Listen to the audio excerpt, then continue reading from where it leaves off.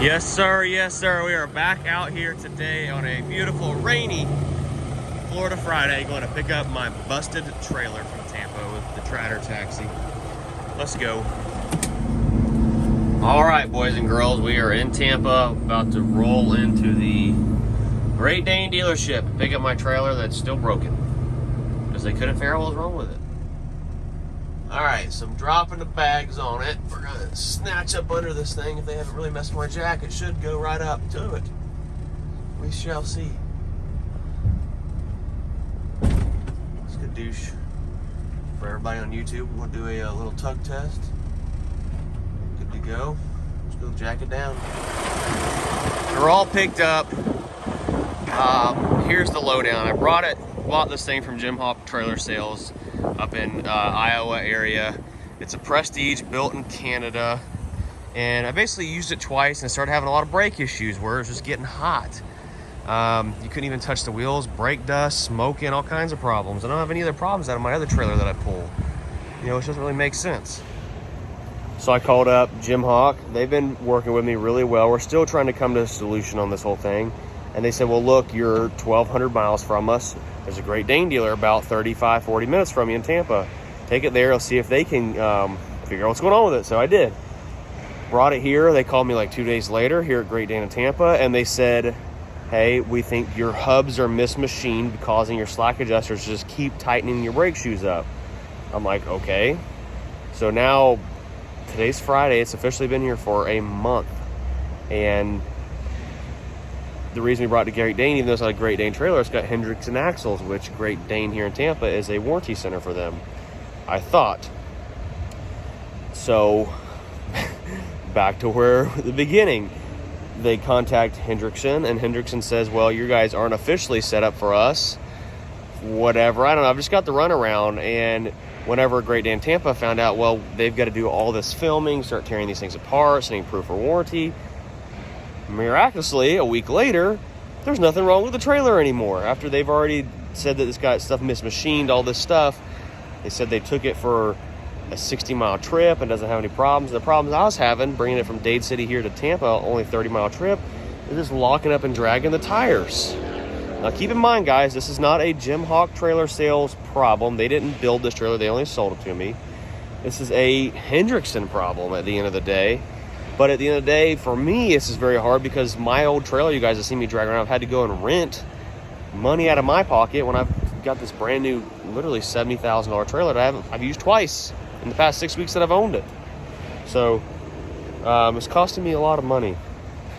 And I just want my new trailer, guys. It just kind of sucks. So yeah, that's pretty much the down low. So we're going to pick this thing up, and it still has problems. Hopefully I can make it home without flat spot the tires more than they already are.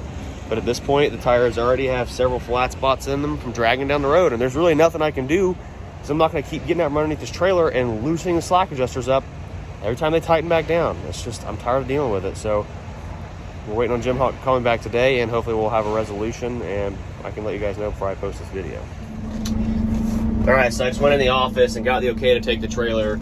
And I asked them, you know, they are nice people, don't get me wrong. There's a charge. They're not charging myself or Jim Hawk Trailers or Prestige, anyone, because they couldn't find out the problem, which I give it to them. Thanks for being honest. If you can't find the problem and not charging, that's kind of what you're supposed to do. So now I'm going to go find the freaking problem because I'm tired of dealing with it. So I made it back to the shop, and it's really hard to show you guys while I'm driving. It was flat spot in the tires the whole way home, and you can see right here where there's quality rubber gone, which is really crappy because these are good range tires, you know, and you guys can't smell it, but I can smell it. The hubs are so hot you can't even hold your hand on them, and for only a 30-mile trip, those things should not be that hot, like at all. They should be cool, you know, or at least a tiny bit warm, but you don't even want to hold your hand on them. So I'm gonna get my telehandler and pick up the back of this trailer. And with the brakes released, I should be able to spin them. They should have a tiny bit of resistance, maybe, but should be able to spin by hand nice and easy. And I'm going to guarantee you guys they won't. Okay, so back axle spins great, no problems. I don't really see any flat spots on a back axle. Let's check the other side on the back axle. Keep in mind, this thing was just at the Great Dane place, and they said they readjusted all the brakes, right? That one spins, no flat spots. That one spins. Okay, so we're getting somewhere. It is tight though.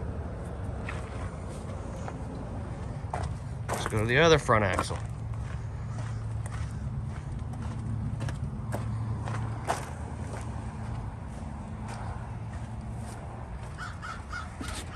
That one, no go. And they were just all adjusted. It has flat spots in it. Get it to turn. See, whatever I just did there freed it up. It's like there's one hard spot in this whole axle here where it doesn't want to spin. I don't know, my thing's leaking down back there, but the trailer's heavy. We'll pick it back up. All right, so I've picked it back up. It's smooth in one spot and stops in another. So this is clearly a Hendrickson problem on the trailer. But when I'm driving down the road, all four will like lock themselves up.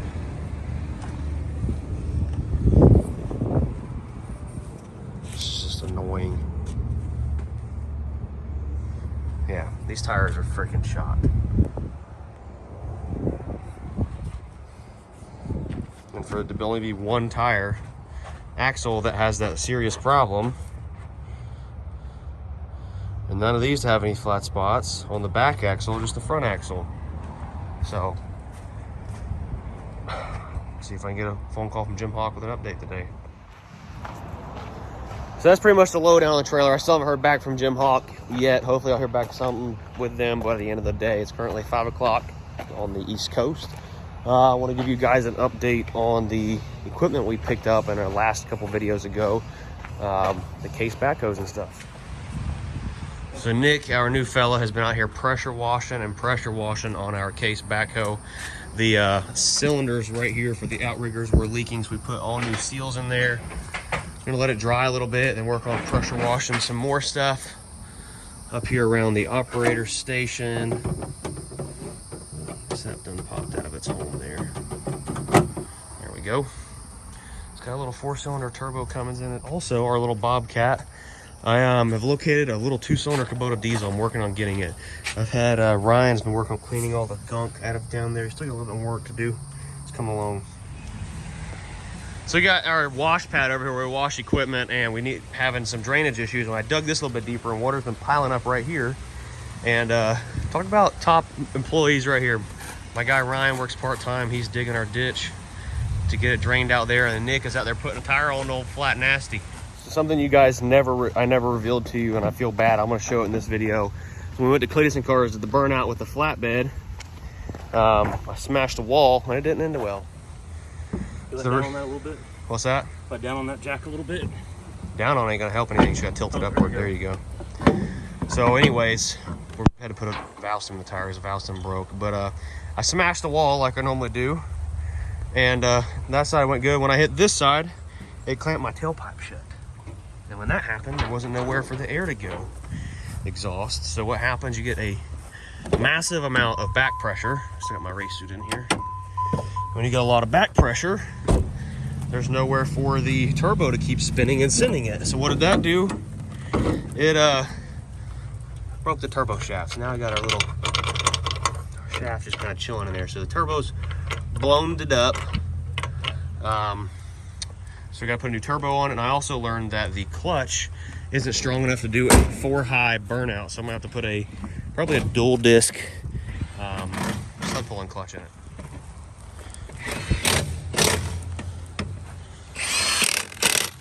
Tighten them babies on up now. Snug them. There you go.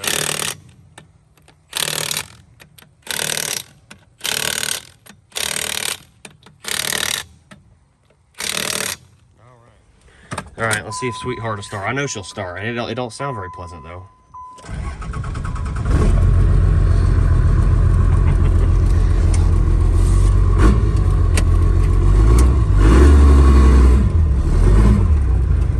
Oop, she stopped.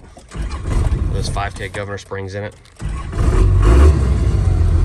Surprised it didn't run away, actually, whenever we were doing the burnout from the engine just running off the turbo fluid, or the oil from the turbo. So with all that being said, the little green flat nasty is parked over there. I'm gonna throw the video in here from when it all happened. There's a couple clips. Comment, let me know if you think I did a okay burnout. It's kind of not up to par for what I usually do. Mainly the biggest problem was I wasn't able to get that 4th gear clutch dump and get those tires spinning like 100 miles an hour. So that's why I didn't really do an after video. I just wasn't proud of my what I did, what I produced after that. It's coming back.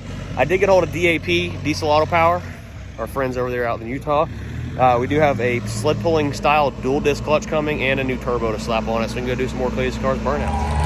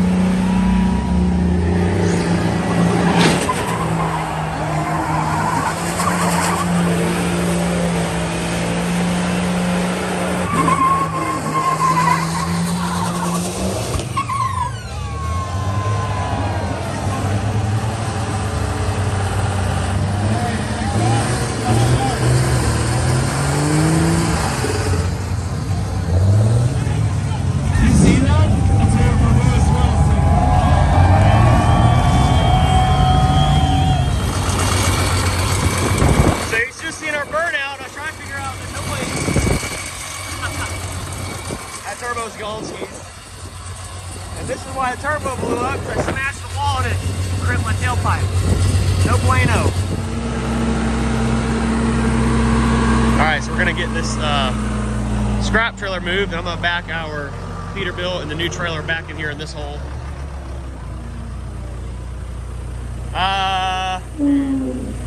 Tilt it all the way back.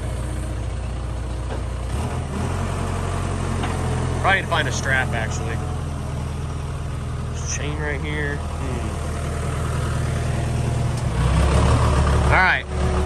Let's get this thing out of the way. Should be good. We're going to get it pulled up there because we don't really use this trailer much, but mainly just for hauling off scrap or things like that. But we got a flat tire on it we need to fix. So we're going to get it pulled up there, out of the way, and get the tire aired up and haul all this junk off to the scrap pile. Whole bunch of junk. It is getting clean back here. Like Daddy-O made it back from a Massey dealer getting the filter.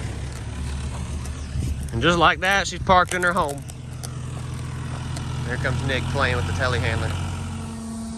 You're gonna be out here for a while as this thing fills up slow. Yeah, Christian said that it takes a while. I think it's about out of fuel too. How much was in it? Half a tank. Okay. So tomorrow Nick is headed down to, I don't remember, Lake Wales or something, I think, to deliver this tractor. If you guys remember, we bought this one out in Texas when Vic and I drove out there and just found a new home in Central Florida. And we've got to deliver a little Kubota that we worked on also right there. And yeah, that's pretty much the game plan. That's a wrap for our little video today, just updating you guys on my trailer issues. And as soon as I have an update on what the plan is, I will let you guys know. Peace.